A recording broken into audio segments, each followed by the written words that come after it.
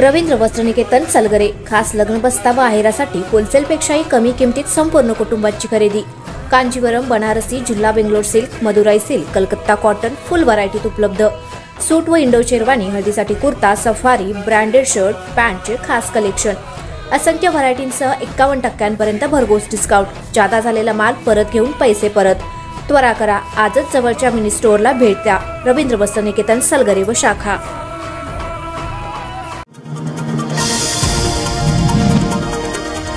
मिरज तालुक्यातील बेडग येथे सकल मराठा समाजाच्या वतीने आरक्षणासह विविध मागण्यांसाठी मनोज जरांगे पाटील यांच्या आमरण उपोषणाला पाठिंब्याकरिता गाव बंदची हाक पुकारण्यात आलेली होती। त्यानुसार आज गावातील सर्व व्यवसायासह व्यापारी वर्गाने दुकाने बंद ठेवून मराठा समाजाला पाठिंबा दर्शवला आहे। सरकारने दिलेले आश्वासनातील आंदोलकांवर दाखल केलेले गुन्हे मागे घ्यावेत, तसेच सगळे सोयरेबाबत जी अधिसूचनेचे पत्र आंदोलनकर्ते मनोज जरांगे पाटील यांना देण्यात आले त्याचे राज्य विधिमंडळाचे विशेष अधिवेशन बोलावून कायद्यात रूपांतर करावे, यासाठी ते गेले 5 दिवसांपासून आमरण उपोषण करत आहेत। त्यांना समर्थन आणि पाठिंबा देण्यासाठी सकल मराठा समाजाकडून बेडग बंदची हाक दिली होती। या बंदला सर्व व्यापारी संघटना यांनी गाव बंद ठेवून शांततेत पाठिंबा देण्याचं आवाहन बेडग सकल मराठा समाज यांच्या वतीने करण्यात आलं होतं। त्यानुसार गाव कडकडीत बंद होतं।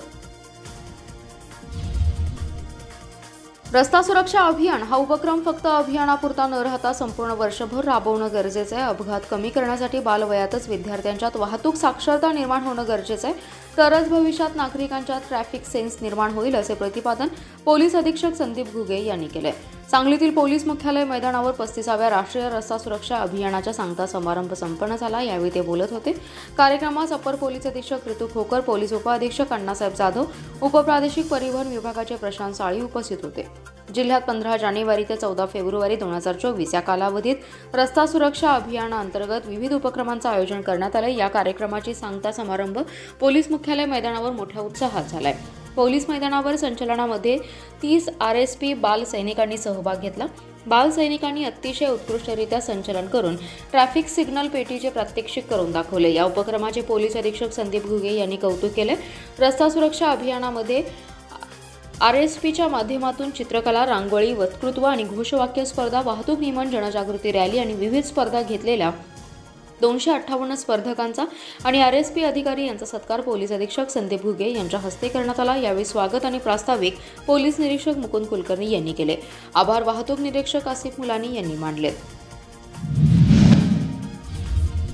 राष्ट्रवादीचे शरद पवार गटाचे प्रदेशाध्यक्ष जयंत पाटील यांच्या वाढदिवसानिमित्त कैलासवासी शरद लाहिगडे फाउंडेशन आणि कासेगाव बैलगाडी संघटना यांच्या संयुक्त विद्यमाने जयंत केसरी ओपन बैलगाडी शर्यत पर्व दुसरे 17 फेब्रुवारी 2024 रोजी कासेगाव येथे होणार आहे। जयंत केसरी पर्व 2023ला मिळालेला उदंड प्रतिसाद पाहून कासेगाव नगरीत जयंत केसरी ओपन बैलगाडी शर्यत पर्व दुसरे 17 जानेवारी 2024ला संपन्न होत आहे। यासाठी पहिले बक्षीस म्हणून कराडमध्ये 1 BHK फ्लॅट देण्यात येणार आहे। दुसरं बक्षीस 6,06,265 रुपये, तिसरं बक्षीस 3,06,265 रुपये, चौथे बक्षीस 2,06,265 रुपये, पाचवे बक्षीस 1,06,265 रुपये, सहावे बक्षीस 62,000 आणि सातवं बक्षीस 62,000 रोख रक्कम आणि कायम शील्ड, तसेच सेमीफायनल 2 नंबरला येणाऱ्या बैलगाड्यांना रोख रक्कम बक्षीस देण्यात येणार आहे। या स्पर्धेसाठी प्रवेश फी 5,000 रुपये ऑनलाईन पद्धतीने घेतली जाणार आहे। बैलगाडी शर्यत यशस्वीसाठी विकास लाहिगडे, मकरंद माने, विक्रम गावडे, सोमनाथ लाहिगडे, अक्षय लाहिगडे यांच्यासह अन्य जण परिश्रम घेत आहेत। महाराष्ट्रात अनेक ठिकाणी बैलगाडी शर्यत झाली, पण गोठ्यातून 1 BHK फ्लॅटमध्ये जाण्याची सुवर्ण संधी जयंत केसरी पर्व 2 बैलगाडी शर्यतीच्या माध्यमातून शेतकरी वर्गाला मिळणार आहे।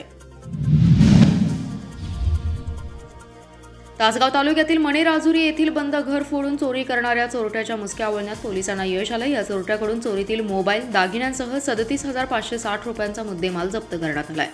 बाणी सरकार उर्फ सागर टेगर पवार असं अटक करण्यात आलेल्या चोरट्याचं नाव आहे। स्थानिक गुन्हे अन्वेषणचे एक पथक शहरात पेट्रोलिंग करत होते। यावेळी पथकातील कर्मचारी सोमनाथ गुंडे यांना माहिती मिळाली की घरफोडी केलेला व्यक्ती हा दागिने आणि मोबाईल विकण्यासाठी मिरज ते अंकली जाणाऱ्या मार्गावर येणार आहे। मिळालेल्या माहितीप्रमाणे पथकातील कर्मचाऱ्यांनी नवीन पुलाजवळ सापळा लावला असता संशयित सागर पवार हा थांबलेला दिसला। त्याला ताब्यात घेऊन झडती घेतली असता त्याच्याजवळ दागिने आणि मोबाईल मिळाले। याबाबत चौकशी केली असता त्याने सदरचा मुद्देमाल हा मणेराजुरी येथे घरफोडी करून चोरल्याचं सांगितलं। यानंतर त्याच्याकडून 37,560 रुपयांचा मुद्देमाल जप्त करत त्याला पुढील तपासासाठी तासगाव पोलिसांच्या स्वाधीन करण्यात आले. सदरची कारवाई पोलीस निरीक्षक सतीश शिंदे यांच्या पथकाने केली.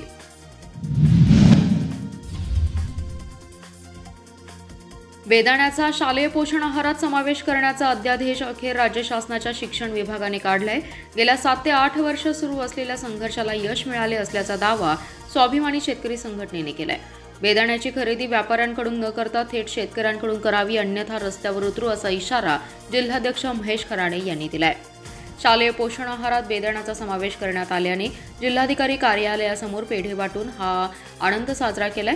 जिल्हाधिकारी राजा दयानिधी, महापालिका आयुक्त सुनील पवार यांनाही पेढे भरवून शासनाचे आभार मानले.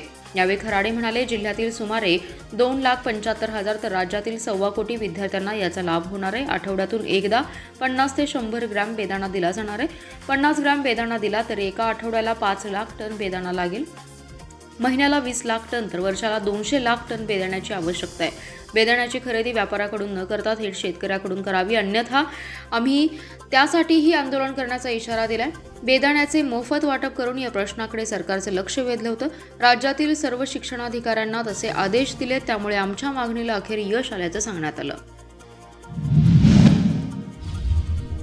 कुपवाड अहिल्यानगर चौक ते संपत चौकापर्यंतच्या रस्त्यावर बेकायदेशीर असलेल्या 5 खोक्यांवर महापालिकेच्या अतिक्रमण निर्मूलन विभागाने कारवाई केली आहे.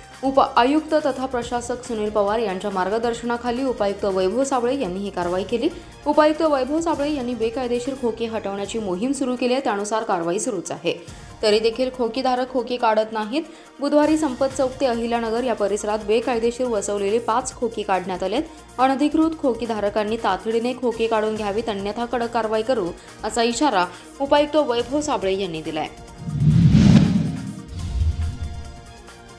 पेडक कचरा डेपोमधील 2 कोटींच्या रस्त्याच्या कामावरूनही वादंग निर्माण झाले.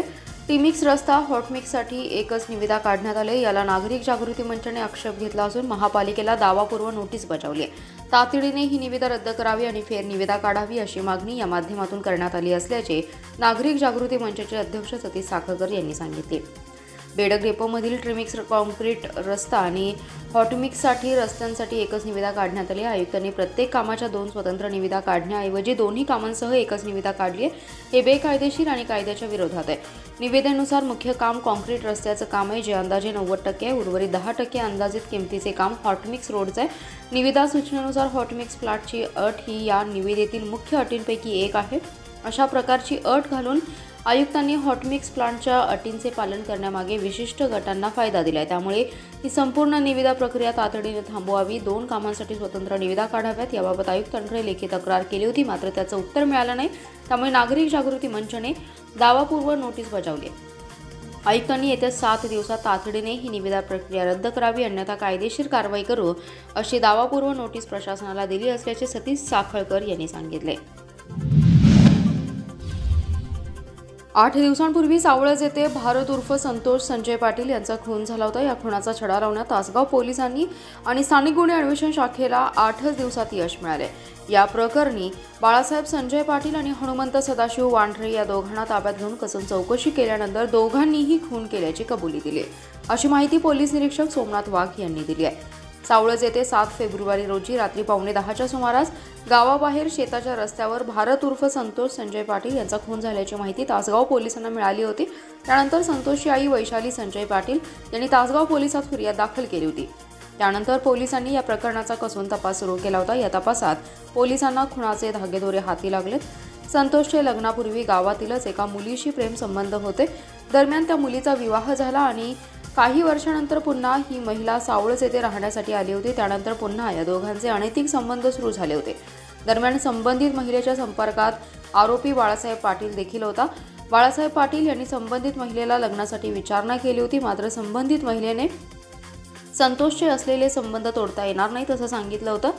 बाळासाहेबला संतोषचा अडसर ठरत होता. दरम्यान 3 महिन्यापूर्वी ट्रॅक्टरच्या पलटीवरून बाळासाहेब आणि त्याच्या भावाचे संतोषच्या 2 मित्रांशी वादावादी झाली होती. त्यातूनच बाळासाहेब आणि संतोषचा वाद झाला होता. हा वाद आणि अनैतिक संबंधातील अडसर यामुळे बाळासाहेब त्याचा वर्गमित्र हनुमंत सदाशिव वांड्रेची मदत घेत दोघांनी मिळून 7 फेब्रुवारी रोजी रात्री 9:15च्या सुमारास संजय पवार याच्या शेततळ्याजवळील कच्च्या रस्त्यावर गाडीतील पेट्रोल संपल्याचा बहाणा केला. संतोषची गाडी थांबवून लोखंडी रॉडने डोक्यात गंभीर दुखापत करून खून केलं असल्याचं तपासात निष्पन्न झालंय.